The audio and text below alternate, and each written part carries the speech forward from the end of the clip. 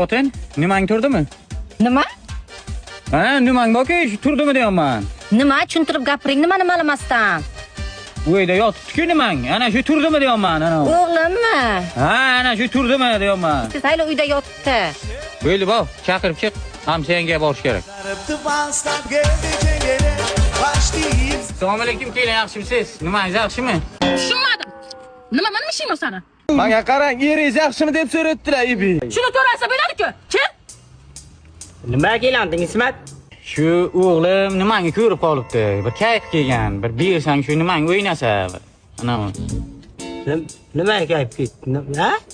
Ana, tarvuz topdingiz. Ha, ana shu futbol o'ynamoqchi bachalar bilan.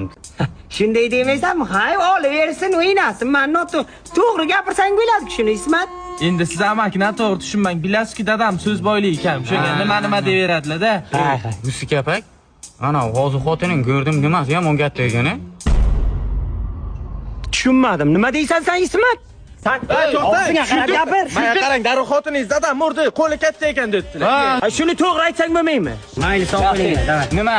Xotining ayt. Nimasini yopib qo'ysin. Uydan qaytan hammasi qarab o'tyapti. Nimani? Darvozangizni aytibdilar. Ha. Sog' bo'linglar.